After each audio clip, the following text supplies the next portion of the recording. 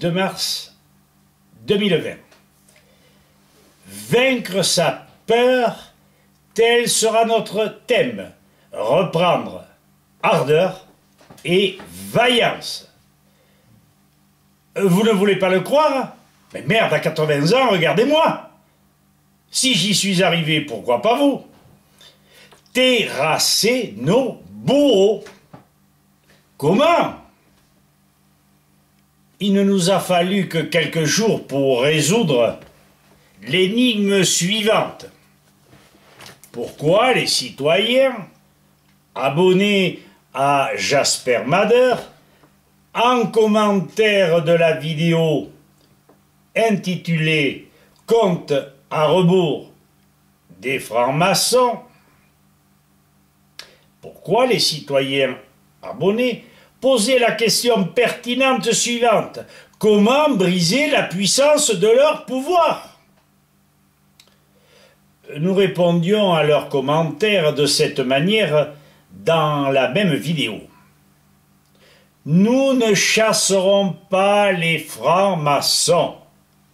Ils se soustrairont d'eux-mêmes de cette organisation, comme en Espagne en 1936, lorsqu'ils comprendront que leur survie, celle de leurs proches, la survie du pays ne pourra être réalisable que si les choses vont mal et qu'ils se rendent compte que on ne leur fera pas à eux non plus des cadeaux, car ils ne comptent que tant qu'on a besoin d'eux. Les Illuminati sont des gens qui ne font aucun cadeau. Nous avions d'ailleurs donné dans les commentaires notre téléphone. Pour que le peuple s'informe, il lui faut cette volonté, ce réflexe naturel. Mais comment? C'est simple. Regardez l'exemple. En se débarrassant de cette chape de plomb qui les handicape. Voyons comment. Nous l'avons vécu. C'est significatif. L'un des commentateurs nous appela au téléphone et en l'espace d'une bonne heure, documents et vidéos explicatifs à l'appui, nous l'avions convaincu.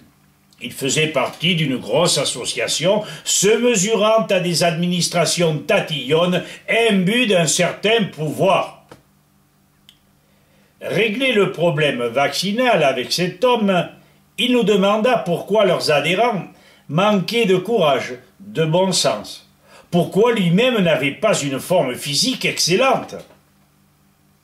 En très peu de temps, il comprit que les plombages au mercure, les vaccins, les produits alimentaires industriels, du reste empreints de colorants, de conservateurs, d'antioxydants de synthèse, l'emploi abusif de produits laitiers avec des molécules qui ne sont pas digestes, de sucre blanc, de pain industriel avec force gluten, transformer leurs intestins en un vaste marécage nauséabond provoquant divers maux, l'asthme, la rhinopharyngite, le rhume des foins, les caries dentaires, la déminéralisation, l'arthrose, etc.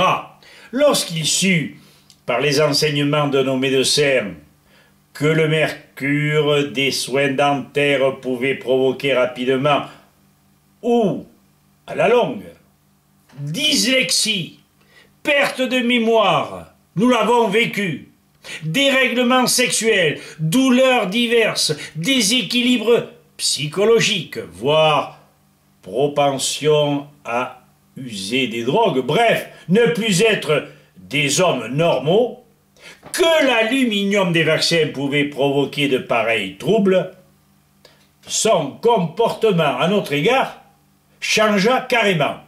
Finalement, au bout d'une heure, nous avions transformé notre interlocuteur, mis en rapport avec nos professionnels de santé. Nous savions qu'il allait faire des émules dans son association et qu'ils seraient tous en très peu de temps à la hauteur pour discréditer médecine industrielle et gouvernement. Ils ont du culot d'appeler ça de la médecine moderne. Tu parles, je t'en fous.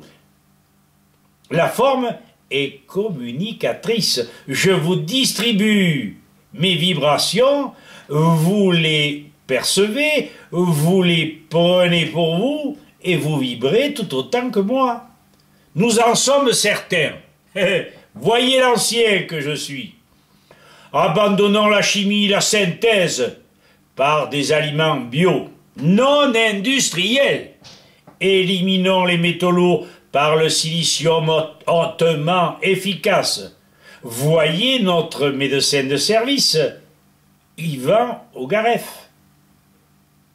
Éliminons la 5G. N'achetons plus de ces putains de téléphones portables.